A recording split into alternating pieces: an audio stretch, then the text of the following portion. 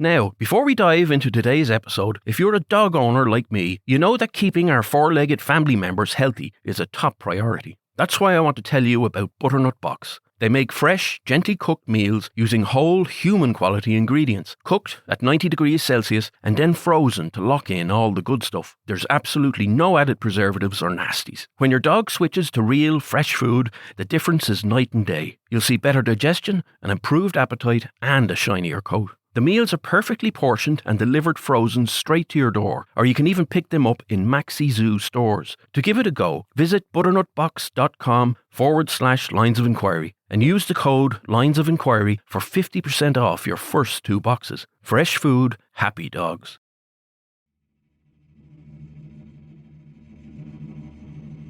It's September 26th, 2006. Brothers Robert and Niall Howard are at home in the house they share with friends on the outskirts of Ennis, County Clare.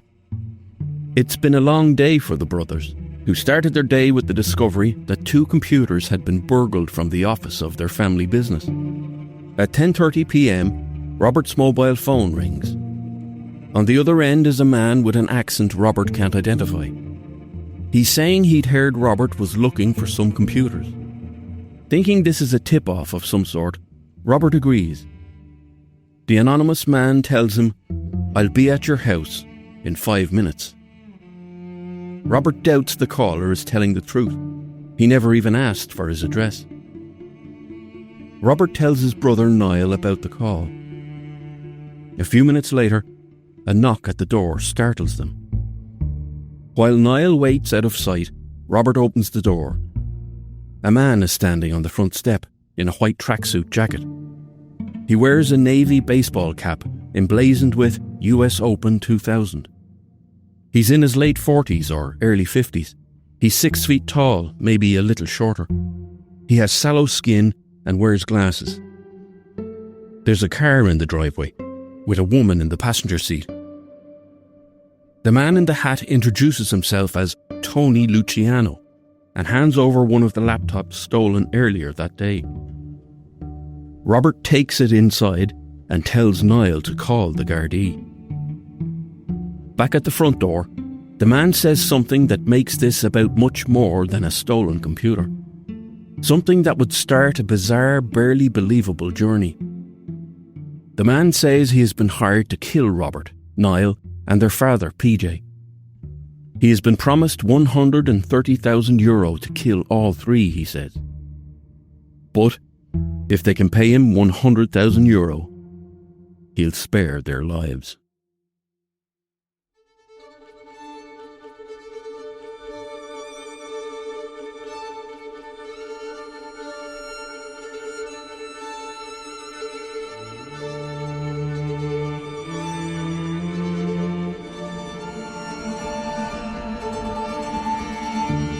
When someone is killed in Ireland, the Gardaí call in a specialist unit of forensic crime scene examiners from the Technical Bureau. This is Ireland's real-life version of CSI, but it's nothing like the movies or TV shows. For 25 years, I was one of the detectives on that team. My name is John Sweetman. My job as a Garda detective in the Technical Bureau was to read the evidence that could not speak for itself. I learned to see what others might miss. Fingerprints smudged on a handle of a door, weapons disguised in everyday objects, handwritten notes that revealed more than the writer ever intended. The smallest traces often unravelled the big story. And now, I'm here to tell you those stories. In this podcast from GoLoud, I take you inside some of Ireland's most haunting investigations. This is Lines of Enquiry, a GoLoud original podcast that follows the evidence step by step and tries to uncover the real story behind the headlines. This week, we revisit a case that proves that sometimes the truth really is stranger than fiction. Deception and double-crossing, an international hitman, a blonde bombshell, and the FBI, in a murderous plot so wild, it belongs in a Hollywood movie.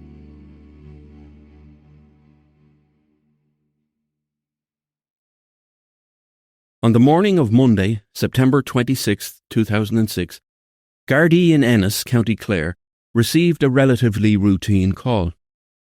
A local business had been burgled overnight. The open space car park that stretched across the Westgate Business Park was mostly empty when Gardaí arrived at the Downes and Howard property office. They expected it to be a simple break-in, likely motivated by the quick resale value of office electronics. Officers arrived to meet Robert and Niall Howard, the two brothers in their 20s who managed the business. Their father, P.J. Howard, was the owner, but he wound back his involvement due to recurring health problems and to enjoy the better things in life. The Howard family were well known and respected in Ennis. They managed commercial rentals and larger-scale developments, which had made them one of the wealthiest families in the Midwest area, controlling a €60 million property empire. P.J. Howard owned homes in Ireland and Spain and had a boat called Heartbeat, named in honour of his quadruple heart bypass. P.J. shared his sprawling lakeside home named Ballybeg House, 10 kilometres outside Ennis, with his partner, Sharon Collins, who he'd been with for 8 years. Robert and Niall were his sons from a previous marriage, and Sharon also had 2 grown-up sons from a prior relationship. Robert and Niall had come to work that morning to find a laptop, a desktop computer, and the cables gone. At first it seemed that was all that was missing, but they soon realised other items had disappeared too. A silver-framed digital clock and a framed picture of 7 old Irish banknotes. Why anyone would take those baffled the brothers and Gardaí. In 2006, Gardaí responded to about 25,000 burglaries across Ireland. Of those, only 6% were in County Clare. Apart from minor urban offences in Ennis and Shannon, the county's rural stretches and coastal villages remain close to untouched by serious violent crime. Centred on the banks of the River Fergus, the town is packed with colourful shopfronts, traditional pubs, and intact medieval streetscapes, like the 13th century Ennis Friary. None of the shops or offices surrounding Downes and Howard property had been broken into. Gardaí on the scene noted that there was no sign of forced entry, no smashed windows or jimmied locks. The brothers had both worked in the office the day before and were sure that they'd locked up as usual. But when they opened up that morning, they found only one of the 2 chub locks on the door was locked. When Robert went upstairs, he found the alarm wasn't on. He knew he'd put it on when he left the previous night. It appeared someone had entered the office with both the keys and the code to the alarm. Few people had this level of access to the premises. Just the brothers, their father and his partner, a handyman and the cleaner. The following morning, Tuesday, September 27th, Robert met with Superintendent John Scanlon at Ennis Garda Station. He described a strange visit to their home the previous evening.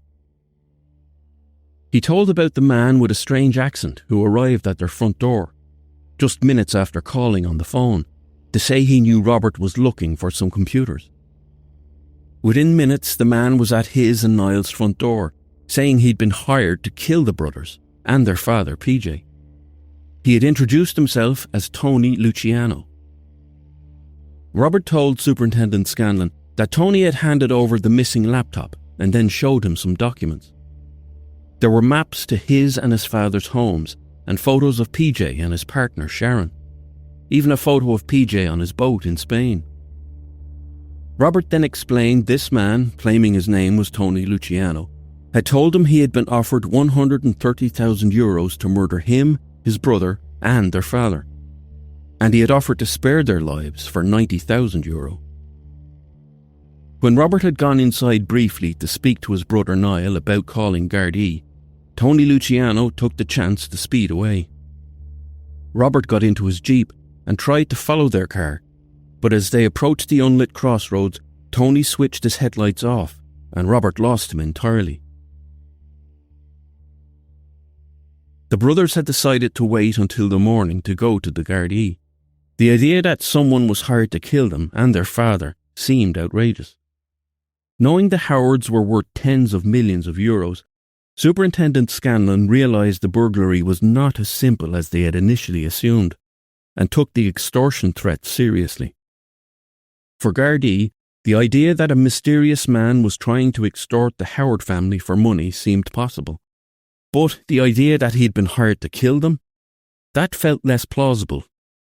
For a start, they could think of no possible suspects or motive. Superintendent Scanlon suggested Robert should continue speaking to Tony Luciano if he called again.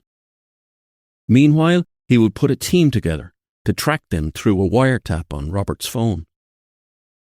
Just after midday, Luciano called again. He wanted to know whether Robert was getting the money and what time he would be finishing work. Robert just told him the usual time. At 4:45 p.m, Tony called again. This time he wanted to meet at the bus station to exchange the money for the missing computer. Robert refused, but agreed to meet at 5:15 p.m. in the Queen's Hotel in central Ennis, just yards from Ennis Garda station. Gardaí planned a sting operation. By 5 p.m, 8 Gardaí were positioned in a 360-degree radius around the hotel, a 4-storey Georgian building. Outside, detectives hid in the car park of the neighbouring 13th century Franciscan friary. Inside the hotel, 2 more plainclothes Gardaí sat at the bar near Robert. Robert waited for the next call. 5:15 came and went, and Robert waited. Then his phone rang. Gardaí at the bar watched him take several calls. They grew nervous. Then a woman walked in, 40s, dark curly hair and wearing a leather jacket.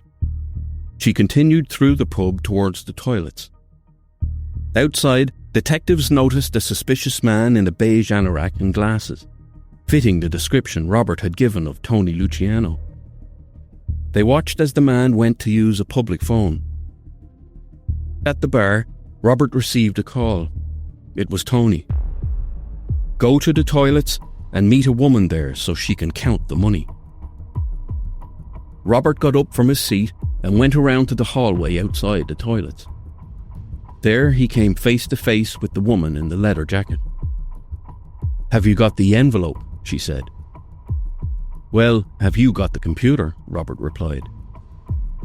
The plainclothes Gardaí waited 10 seconds before leaving the bar and following Robert. The woman in the leather jacket ran from the pub. Outside, detectives saw the woman in the leather jacket trying to escape. She approached the man who had just left the phone box and was by then standing opposite the pub. The couple separated again and the woman went in one direction as the detectives approached the man they suspected was Tony Luciano to arrest him.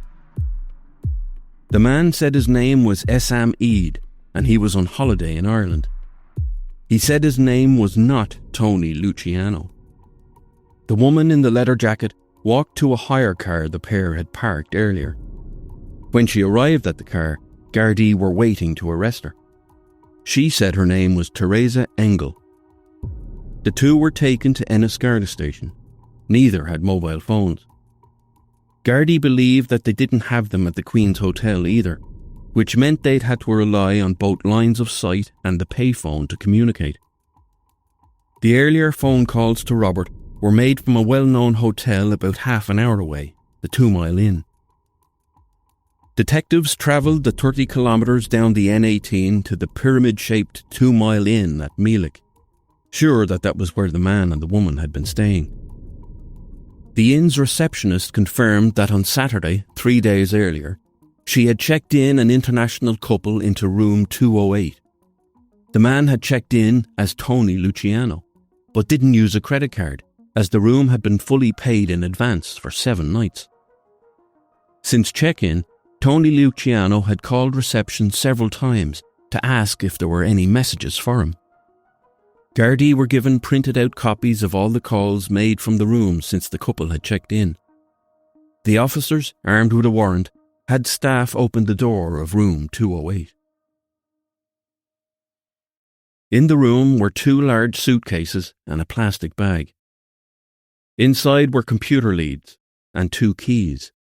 There was a white tracksuit top and a navy blue baseball cap with a US Open 2000 logo on it. There was another computer cable, this time for a desktop computer. There was a digital clock and a poster of old Irish currency. Under the bed, they found gloves, a balaclava and a Halloween mask, plus 2 wigs, one blonde and one black. But there were no guns or weapons to suggest this man, whether he was Tony Luciano or Essam Eid, was about to carry out a hit on the Howard brothers. The laptop cable found fit the stolen laptop. The keys fit the burgled office. The second stolen computer wasn't there. At Ennis Garda station, detectives asked Essam Eid why he had told Robert Howard and staff at the hotel that his name was Tony Luciano. "Why would I ever call myself Tony?" Eid said. "I always introduce myself as Sam or Essam. Why would I use Tony?" He said he had no idea how many of the items from the Howard's office came to be in his hotel room. He claimed he had never seen any of the items before, and he knew nothing of another missing computer. He said someone must have entered his room through an open window and put the things in his luggage. He insisted he had no knowledge of the burglary or the Howard family. He said he had been nowhere near Robert and Niall's home the night before. Asked what he was doing in Ireland, Eid explained that he and his wife Teresa were visiting Ennis on a holiday from their home in Las Vegas. She had visited Ennis before and loved it. They'd flown from Las Vegas and planned to return to the US after 7 days.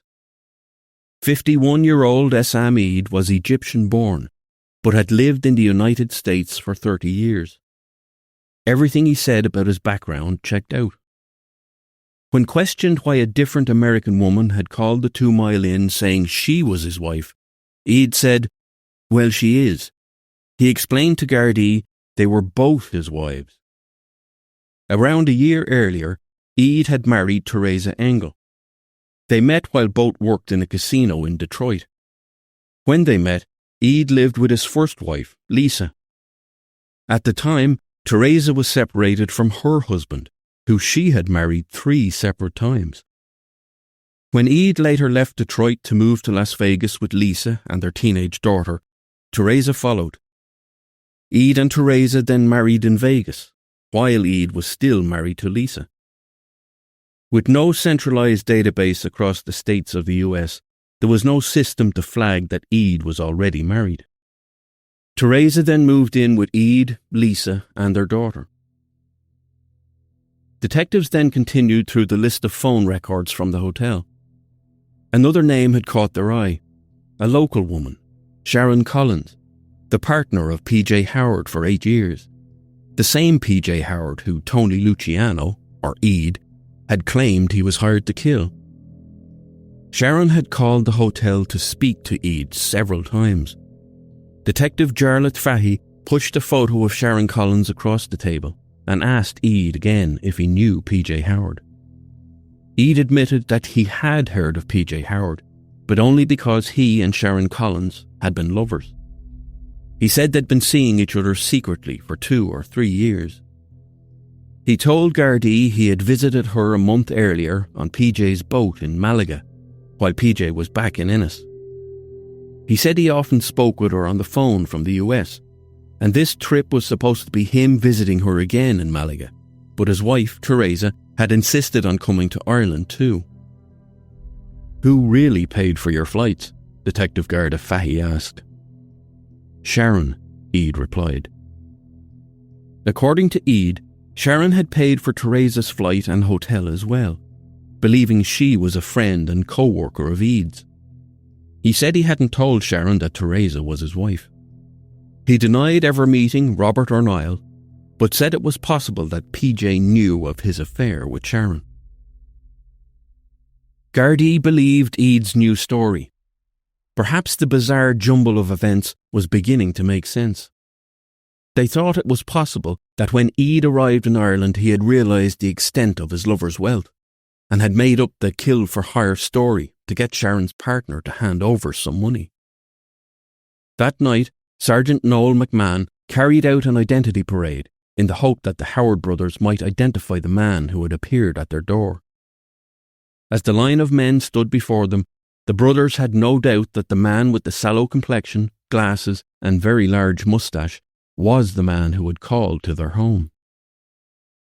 Eoin was charged with burglary and demanding €100,000 to cancel the murder contracts on the lives of PJ Howard and his two sons. Without any evidence tying Theresa Engel directly to the extortion demands, she was released and allowed to return to America, leaving Eid behind.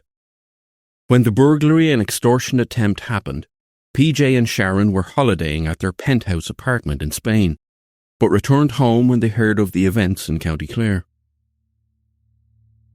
PJ and Sharon had met 8 years earlier, in 1998, when he was 49 and she was 35.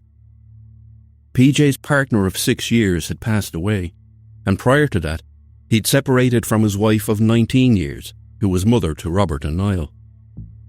Sharon, divorced with 2 teenage sons, worked in a furniture shop leased from PJ and his property business. When PJ came into the shop on the day they met, Sharon knew who he was. Sharon described their meeting as fate. PJ walked in and asked Sharon to dinner. And he didn't mean dinner in Ennis either. He meant dinner in Spain. Within a month, Sharon and her sons had moved into PJ's lakeside home. A couple of years later, PJ underwent a quadruple heart bypass operation, and soon the pair holidayed more, and PJ worked less. In Malaga, he bought the boat he named Heartbeat. He was wealthy when they met, but as the years progressed, so did his wealth. And by 2006, when Eoin entered their lives, PJ's property empire was worth close to €60 million. He owned multiple homes in the west of Ireland, including a holiday home near Ennis, a beach house in Kilkee, and his 2-story penthouse in Malaga. Sharon had grown up with her parents and 2 sisters on an estate in County Clare. In her late teens, her parents separated, and when she finished school, she went on to study a computer course. She married at 19 and had 2 sons. They lived in Ennis before she and her husband divorced when she was 27. She'd been granted the deserted wives allowance and unemployment benefit for a while, before eventually renting the shop to sell furniture. It was there that she met PJ. Sharon became a part-time clerical assistant at Downes and Howard, where she was paid well and received a monthly stipend of €1,000 from PJ. Her job was flexible, so she often joined PJ on his lengthy trips to Spain. Following PJ's bypass, she bought a franchise for a Stretch and Grow enterprise for €18,000, a children's health and fitness franchise. In 2003, Robert and Niall's mother died suddenly of a brain hemorrhage. It had been 10 years since she and PJ had separated, but they had made the choice not to divorce. Her passing meant that PJ was free to marry Sharon, and he proposed the following January. As they planned the wedding, PJ spoke with his sons and his solicitor about inheritance of his estate. His sons had worked for Downes and Howard and had already begun taking over the business. They had helped PJ through his health battles, and he was adamant that Robert and Niall would inherit the company.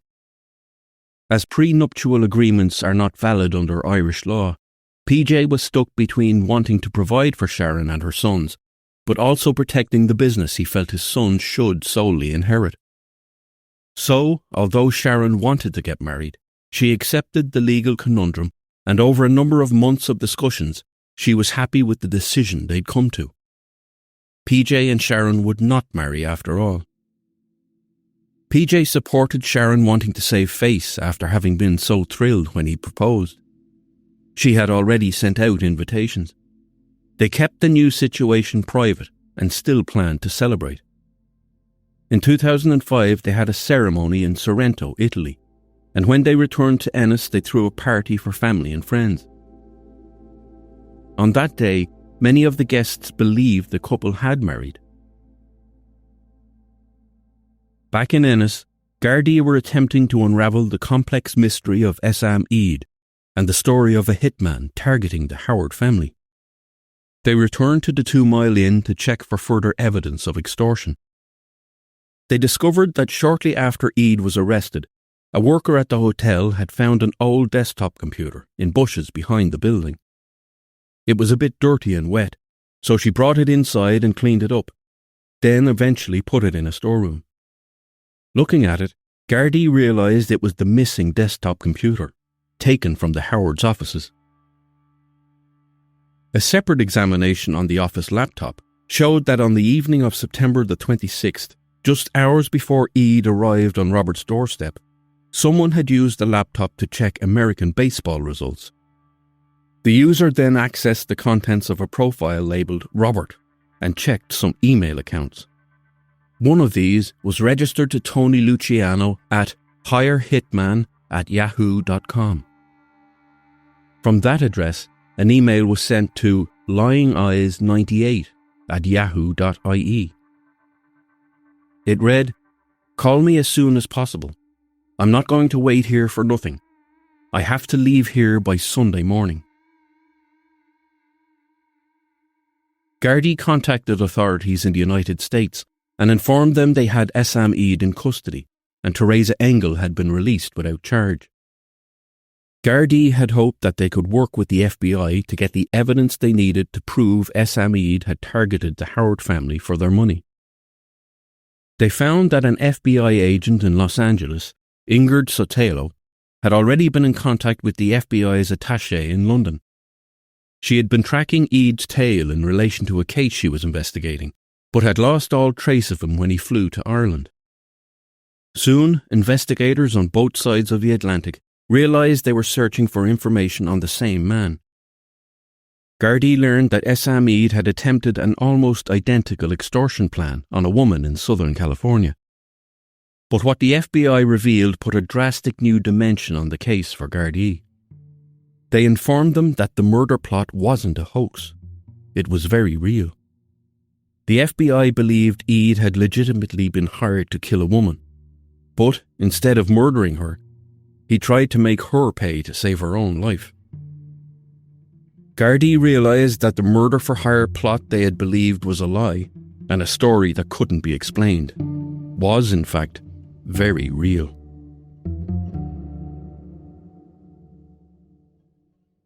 We all want our dogs to live the happiest, healthiest lives possible, but a lot of standard dog food out there just isn't cutting it. That's where Butternut Box comes in. Their mission is simple: to deliver health and happiness to dogs and their humans. They use high-quality, whole ingredients that are so good they've actually been taste-tested by humans. When your dog starts eating better food, you see the results directly. More excitement at mealtimes, a shinier coat, and a much happier gut. It's not about being fancy, it's just about giving them real food that brings out the best in them. If you want to make the switch, head over to butternutbox.com/lines of enquiry. Use the promo code Lines of Enquiry at the checkout and they'll give you a massive 50% off your first 2 boxes. Your dog will thank you for it. On December 4th, 2007, 2 months after the arrest in Ireland, the FBI raided Eid's home in Las Vegas. Agents found a 9mm pistol with a homemade rubber silencer. Beside the family computer, a folder of email printouts was found. In it, an email to Tony Luciano dated 8th of August, 6 weeks before Eid's arrest. It was an automatic email, with information someone had filled out on a contact form on the Hire a Hitman website. It read, "From S. Cronin. Phone number supplied. Contact time within the next 15 hours. Comments. 2 male marks in Ireland. ASAP. Usually together. MU like accident. Then possibly a third within 24 hours. Prefera like suicide. Would appreciate a call by return." In Eid's address book, agents found a phone number written down that matched the number left by this person, the S. Cronin. They took away paperwork, notebooks and the computer to search its hard drive. On the computer, they found more evidence related to Tony Luciano and the Hire a Hitman website. Agents began to suspect Eid was running the website himself. Looking at the landing page of hirehitman.com, they saw a comic-style image of a mobster in a trench coat, a trilby hat, and holding a Tommy gun. The text read, "Assassinations are the most practical solutions to common problems. Thanks to the internet, ordering a hit has never been easier. We manage a network of freelance assassins, available to kill at a moment's notice." At first, the agents thought it must have been a joke, but as they trawled his Google history, they could see it was something far more. Shortly after launching the website, Eid had immediately Googled information about being a hitman. He had also searched how to make a weapon and a silencer from toilet parts. And it went on. They discovered a saved recipe for the almost undetectable poison, Róisín, a tasteless and odourless powder made from castor beans. It is a poison that could be sprinkled into a drink or on food, and one that would take 3 or 4 days to take effect, allowing the killer to be near undetectable. In Eid's backyard, agents found the shriveled dead castor bean plant. Yahoo provided the FBI with access to Hire a Hitman's emails. They found messages between Tony Luciano and people across the world inquiring about arranging murders. A 5th grade girl from Kentucky wanted another girl in her class dead.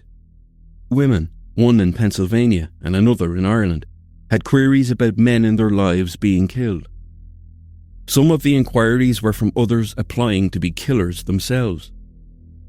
There were also a series of emails linking Eid to Agent Sotelo Los Angeles case. But by far the longest and most frequent emails were between Tony and one particular person, using the email address lyingeyes98@yahoo.ie. It was an email address familiar to the Garda cybercrime unit. The desktop computer, which had been dumped near the 2 Mile Inn, proved to be the device that the lyingeyes98 email address had been set up from, the month before the burglary. That same day, someone used the computer to look up flights to Malaga, from either Dublin or Shannon. They also searched for domestic violence, parent equality, women's aid, and inheritance rights for cohabiting couples. Another search revealed someone logged onto the office computer to check a FedEx tracking number for a package bound for Las Vegas. Then, an email was sent from lyingeyes98 to Tony Luciano. In it, the sender told him €15,000 in cash had been sent, wrapped in brown paper and cardboard, along with a pair of gaming goggles, to Tony's address. And then, an email address in Sharon Collins' name was found on that computer, being used at exactly the same time as the lyingeyes98 email was accessed. Gardaí then discovered Sharon's mother's maiden name was Cronin. The exact name the email found in Vegas was signed off as S. Cronin. As for 98, that was the year Sharon and PJ met. Gardaí pulled Sharon Collins' phone records and cross-referenced them with Sam Eid's hotel phone calls and his mobile phone data. The information they gathered told the story. Roughly 70 calls had been made between phones used by Eid and Sharon throughout August and September of 2006. On August 20th and 23rd alone, a phone registered to Eid received 21 calls from Sharon Collins' Spanish mobile. And, while Eid was at the 2 Mile Inn in County Clare, several calls came in from a number matching Sharon Collins. Early in the morning of February 26, 2007, Detective Sergeant Michael Maloney and Detective Garda Ernie White quietly pulled into the long driveway of Ballybeg House, the home Sharon Collins shared with PJ Howard. When Sharon opened the door, she pleasantly greeted the officers. They had a warrant to search the house and a warrant for Sharon's arrest on suspicion of conspiracy to murder. They were there for the home computer. PJ had been at the gym when Gardaí arrived and returned home to find the house being raided. Gardaí told him Sharon had been taken to Ennis Garda Station. During her interview, Sharon denied any knowledge of a plot to kill her partner and stepsons, Gardaí told Sharon they believed her home computer, which she was adamant was only used by her, was used to log into the Lying Eyes 98 email account. Sharon denied it. She said this must be related to her being blackmailed just before the office was broken into. Sharon told them a different story. She told Gardaí that, in mid-2006, she received an email from an American-Italian woman named Maria Marconi, asking if Sharon might like to become a writer. She didn't know why Maria had asked that, but she answered that yes, she might like to write a novel. Sharon said Maria became her writing mentor, and in June 2006, she visited Sharon in Ennis. She said they had met at the office, where Maria asked to check her emails, and Sharon let her use the work laptop. She told Gardaí that they kept in regular contact, and soon Sharon was sharing her personal troubles with Maria, including details about PJ's unusual sexual practices. One day, Maria emailed to tell her that her own laptop had been stolen. After this, Sharon said she was contacted by a blackmailer requesting money, and if it was not paid, PJ would be informed of the things she had written to Maria about him. She claimed this was the reason she sent €15,000 to Las Vegas. She told Gardaí she by then believed Maria had been behind it all along. Sharon gave a description of Maria, but she said she wasn't able to provide any contact details. While Sharon was being interviewed, the cybercrime unit accessed the hard drive of the computer taken from the house. It appeared someone had tried to wipe information from it, but without success. A user of that computer had been logging into 2 email accounts, Sharon Collins at Aircom, as well as Lying Eyes 98 at Yahoo. After Lying Eyes 98 had the initial call with Tony, a follow-up email was written to him. It was pages and pages long. The author wrote, "I am extremely nervous about sending this message, and even talking on the phone. There are actually 3 men, but 2 of them would probably be together, and the third would not be in Ireland. He would be in Spain. The first 2 live in Ireland. The town they live in is Ennis. They are brothers, one aged 27, big guy, and 23, not so big. They share a house at present, but there are 2 others living in the house as well. I do not want it to look like a hit. This is important.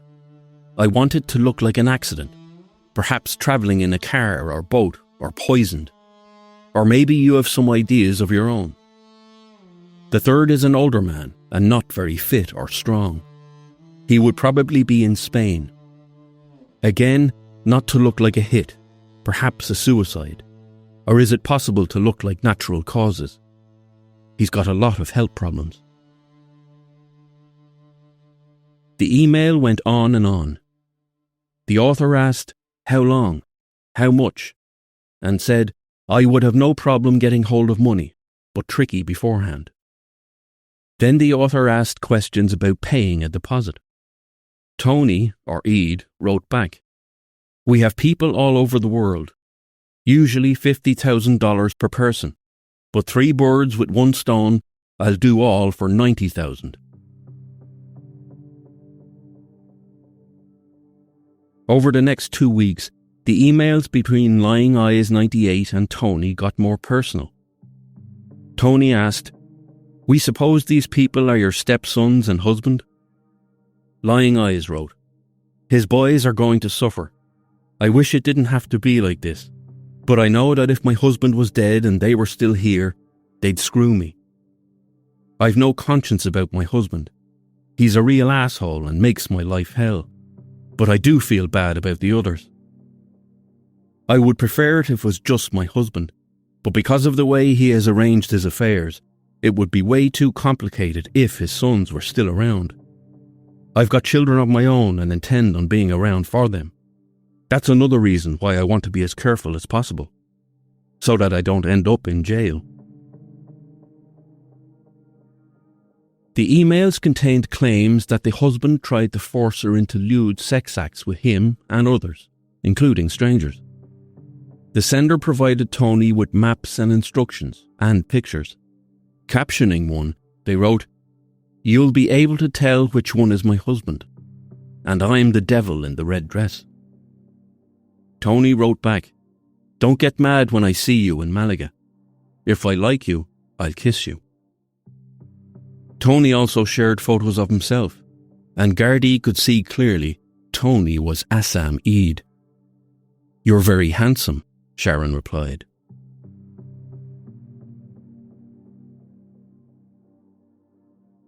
On August the 11th, 2006, Tony Luciano emailed Lying Eyes 98 again. He wrote, "You can send $15,000 by Wednesday, another $30,000 by August the 18th, and $45,000 no later than 7 hours after the job has been done. This is our contract, or you will be our target. Sorry to say that, but this is our policy." A few days later, Lying Eyes 98 wrote, "I've decided to parcel up the deposit money. I will probably send something else with it to make it look like a present. I'll also put in photos and the keys." As the time approached for Tony to fly to both Ireland and then to Spain to carry out the job, Sharon confirmed she would pay for Tony and his business associate to fly to both Ireland and Spain and would cover all expenses. She would pay using PJ's credit card. Lying Eyes 98 asked, "If the cops seized the computer, could they find evidence of my search?" She instructed Eid to include a cover-up of her activity as part of the job. She told him, "You'll have to take away the computers from the Downs and Howard office." She also provided the security alarm code. And so the plan was laid out. First, Tony would fly to Ireland and track down the sons at the Greyhound Bar in Kilkee, where they went most weekends to stay at the family holiday house. There, Tony would poison their drinks. Tony would then fly to Spain, where Sharon would be with PJ. The plan was to make it appear Tony had jumped from the 14th floor balcony of his penthouse, taking his own life as he was so overwhelmed with grief over the loss of his sons. Comparing the evidence sent over from the US with the digital evidence they had in Ireland, Gardaí were left in no doubt there were only two people deeply involved in the plan to murder the three Howard men. Eid and Tony were not separate people. They were separate identities of the same man. Detectives then began trawling through Sharon's emails, going further back in time. A few months before she contacted the Hire a Hitman website, there were two automated email responses sent from the Jerry Ryan show on RTE Radio, then one of the most popular radio shows in Ireland. These were in response to emails she had written to the show from her own personal email address. Sharon's email subject line read, "Sleeping with the enemy." She requested not to be identified. She told the show that her partner's black moods and tantrums were unbearable. She accused PJ of frequenting prostitutes and swingers clubs near Malaga on the Costa del Sol, and of wanting her to pick up a stranger and to engage in sex work herself. When Gardaí discovered the emails, they contacted the Jerry Ryan show. The show told the Gardaí that they received around 2,000 emails a month, and both of Sharon's emails had been filtered out before reaching Jerry. And the computers kept on giving up their secrets. Detectives found that someone using the home computer had seamlessly switched between searching diet tips and kitchen designs to researching lethal poisons. One in particular was for ricin poisoning. The user of the computer had wanted to know how to buy and manufacture it. By this time, Gardaí's interrogation clock had run out and they were forced to release Sharon Collins without charge. Despite her being arrested for trying to have him and his sons killed, PJ Howard stood by Sharon. He couldn't believe she would do anything to hurt himself or his children. People who knew them spoke of their deep shock when details spread of the allegations that Sharon was involved. Eoin was in Limerick prison awaiting trial for the extortion. But as the case grew, his case was delayed to gather more evidence. On March 1st, 2007, a week after Sharon's release, Gardaí confronted Eid with questions about his emails and calls and his true relationship with Sharon. He denied it all.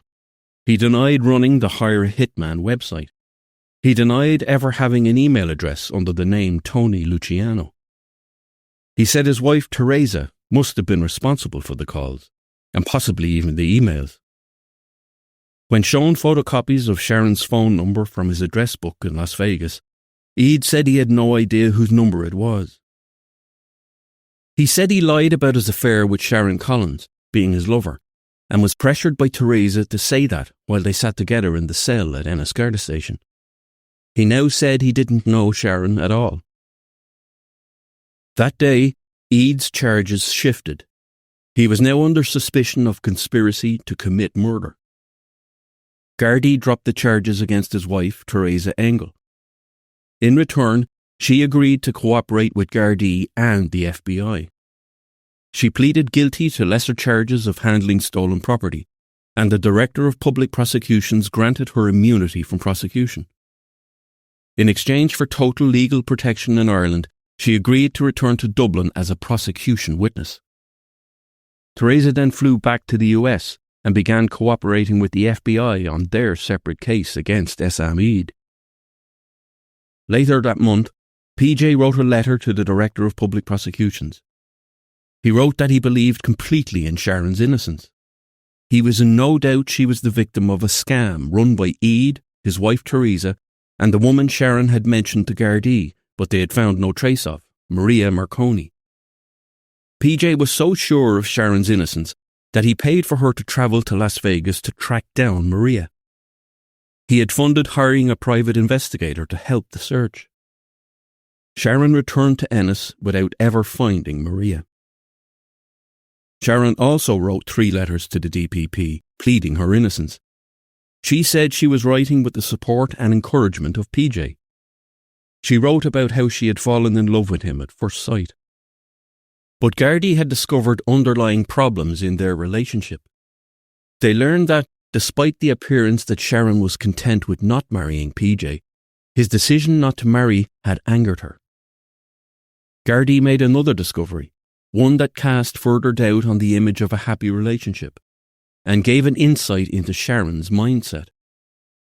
In November 2005, following the wedding blessing party with friends and family, Sharon logged on to proxymarriages.com and, for €1,000, purchased a fake Mexican marriage certificate in the name of Sharon Howard. A later email to the proxy marriage service, signed off as being from PJ, asked why the certificate was taking so long. Sharon had then panicked and contacted the Mexican embassy in Dublin to verify the validity of the fake proxy marriage certificate. She was told that there was no way the certificate she had purchased would be validated in Ireland. It was a hoax. She then wrote again to Proxy Marriages, angrily saying the couple were worried about their respective children, arguing over inheritance rights, should either she or PJ die. Finally armed with the fake marriage certificate, Sharon drove to Cork to the passport office.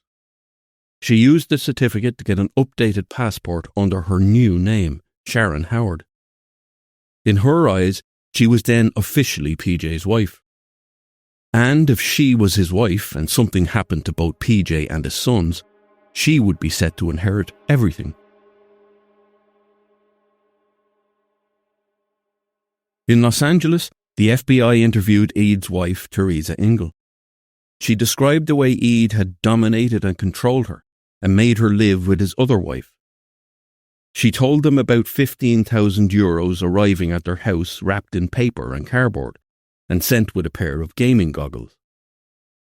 The team investigating the LA case were concerned about internet searches Eid and Sharon had both done on the almost undetectable poison ricin.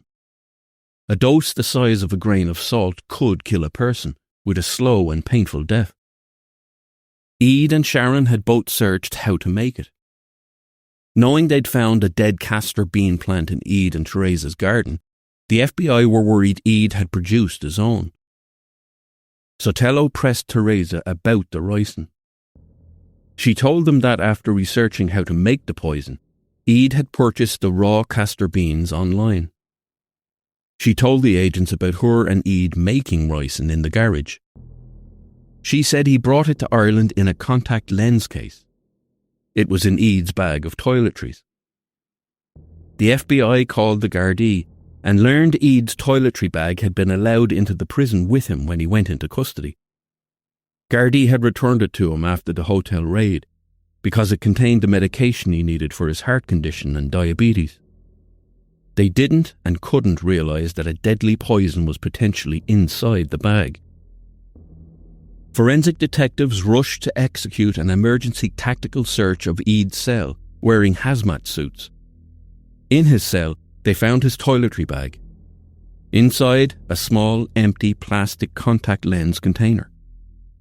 Once it was secured, it was flown under military escort to a dedicated chemical defence facility in the UK. The contact lens case tested positive for traces of ricin. On June 26, 2007, 4 months after being released from her previous arrest, Sharon Collins was surprised to find Gardaí arrive at her quiet country home once again.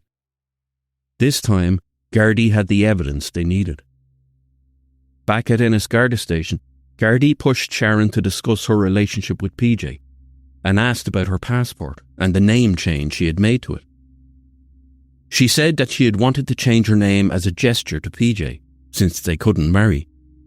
She denied it had anything to do with proving she was entitled to any inheritance. Sharon Collins and Sam Eid were taken to the district court in Kilkee that day. Their story had come full circle and taken them to the town where the Howards' holiday home was, and to where Robert and Niall's murders were supposed to take place at the Greyhound Bar. It was the first time the pair had ever come face to face. After a 9-month investigation, Superintendent John Scanlon told the court, "The charges before the court are conspiracy to murder, and I am implying that the two be remanded in custody." Sharon was granted bail on strict conditions, while Eid was denied. It would mean almost a year in custody, as he awaited what would be one of the most shocking and sensational trials in Irish history.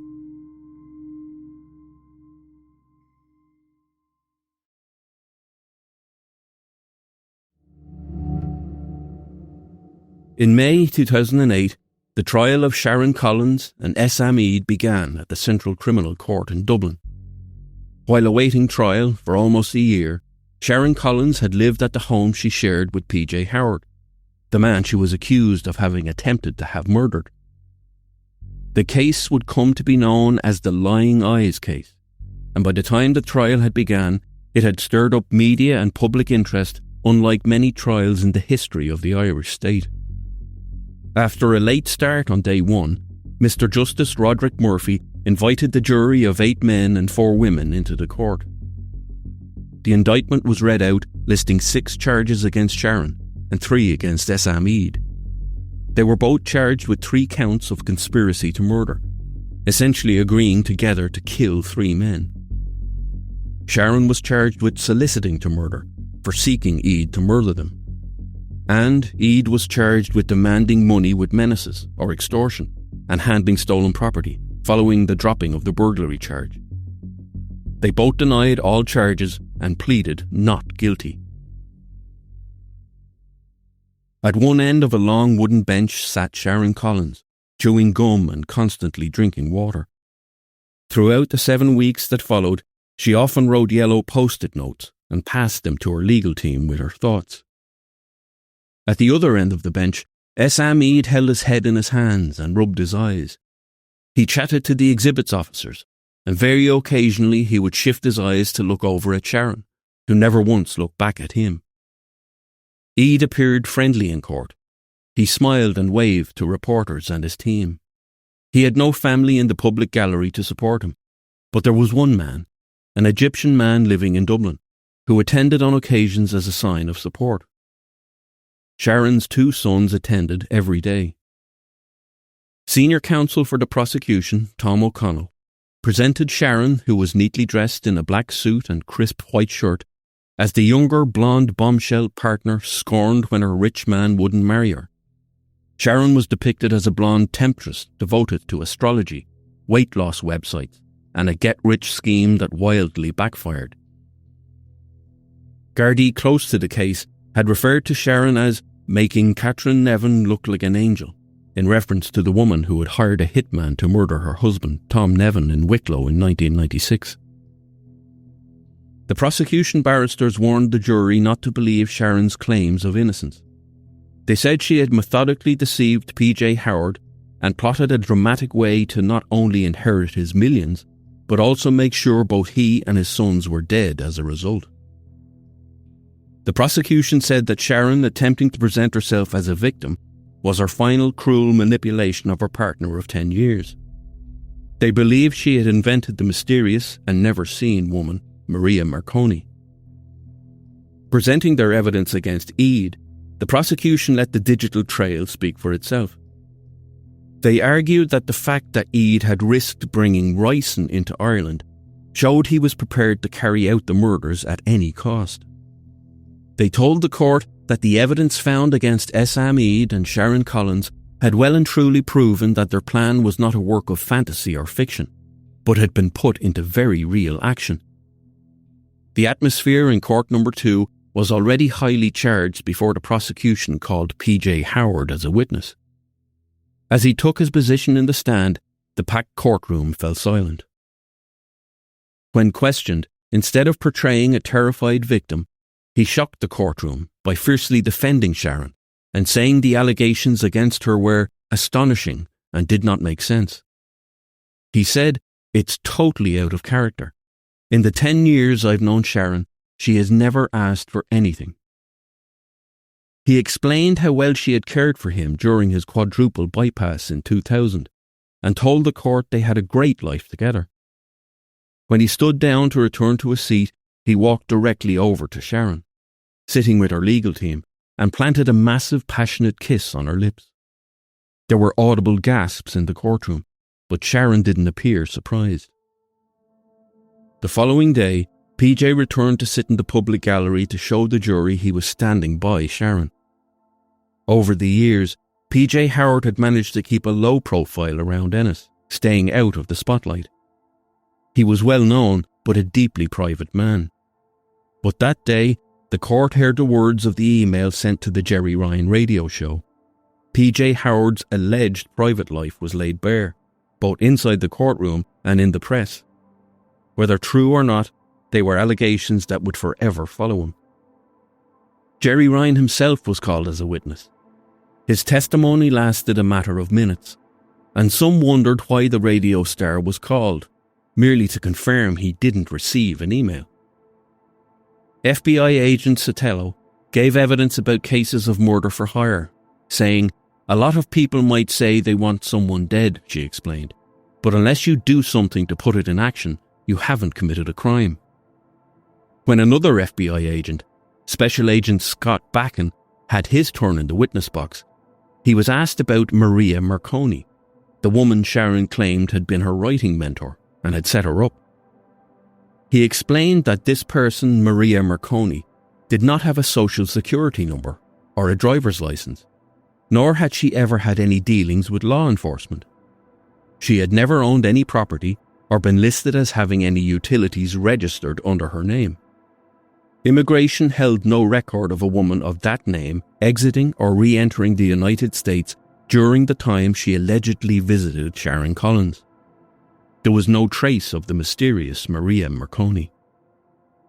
Furthermore, no emails were ever located between any of Sharon Collins's email accounts and the apparent literary mentor.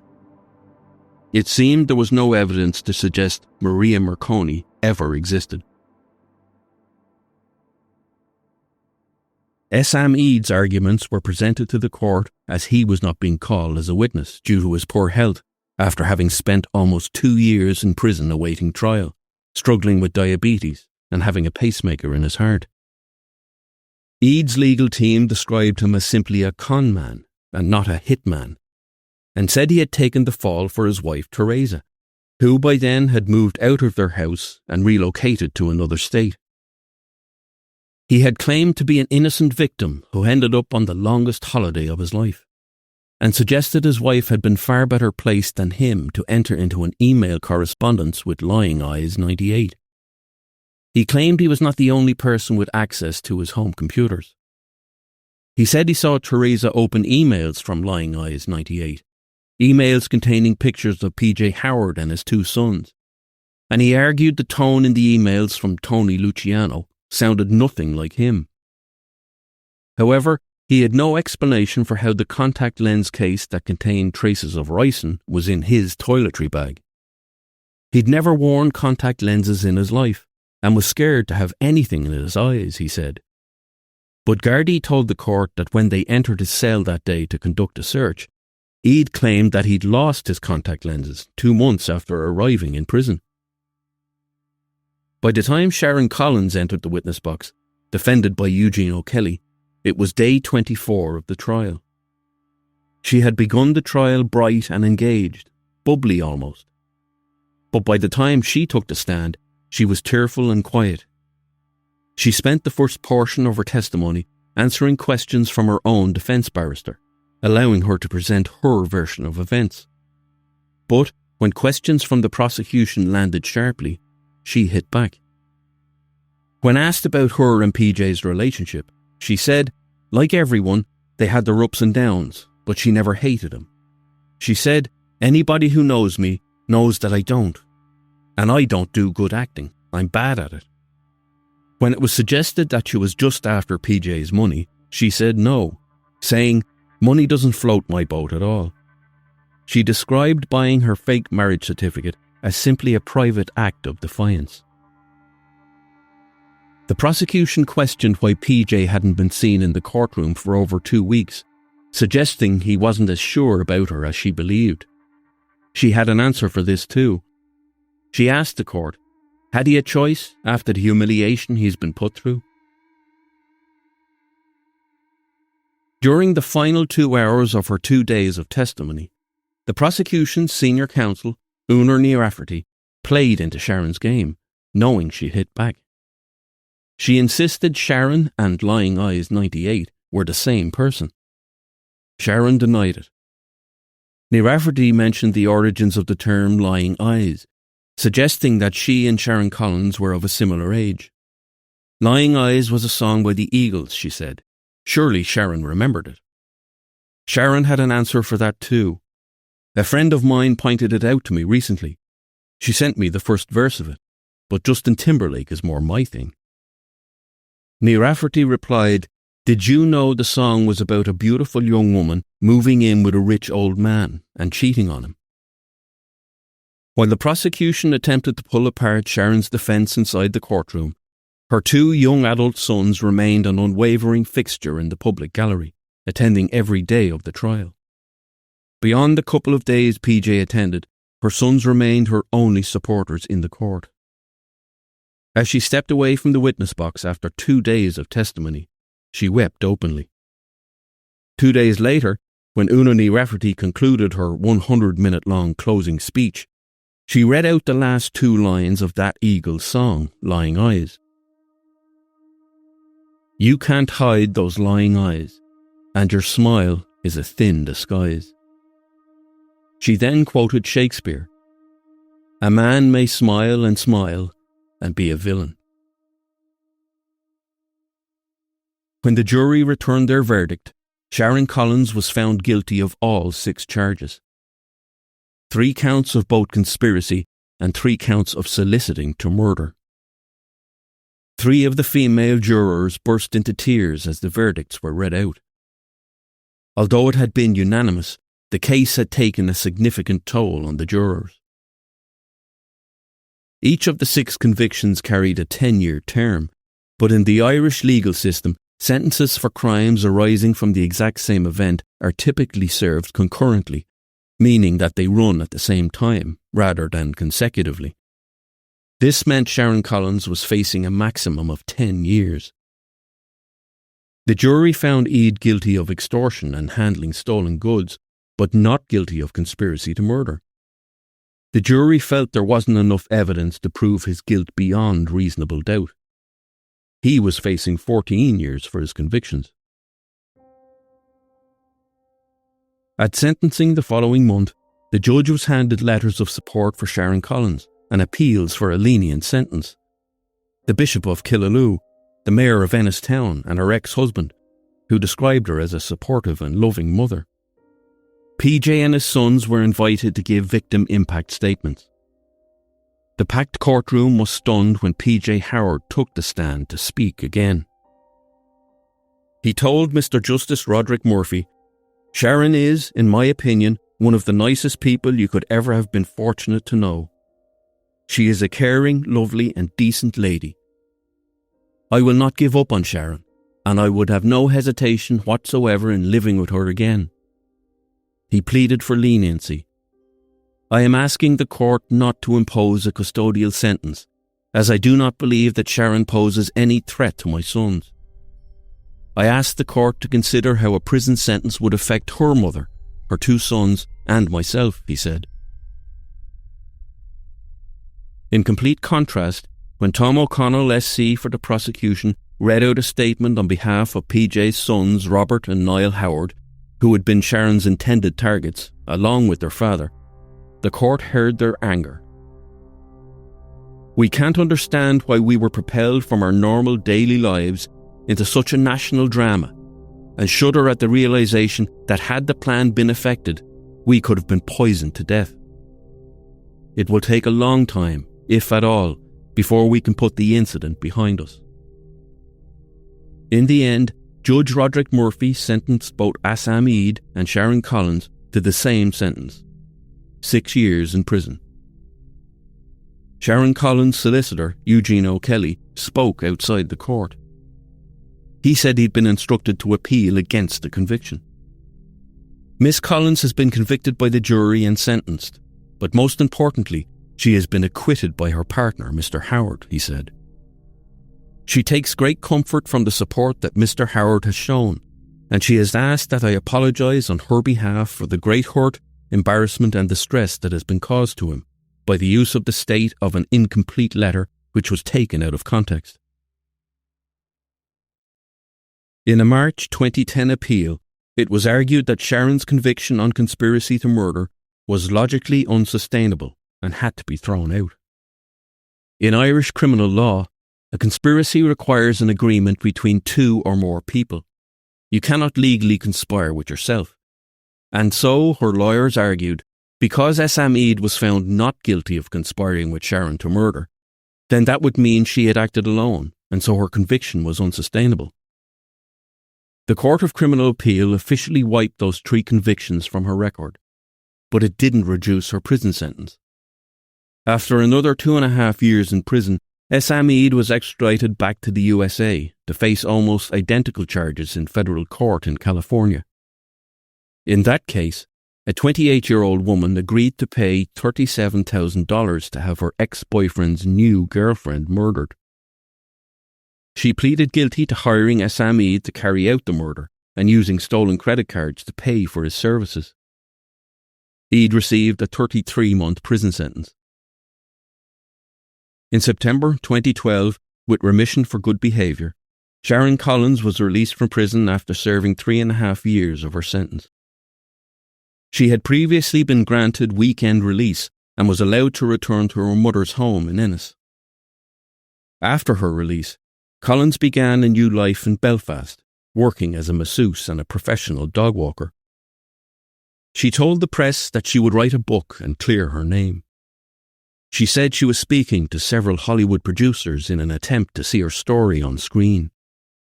But to date, no Hollywood movie has been made.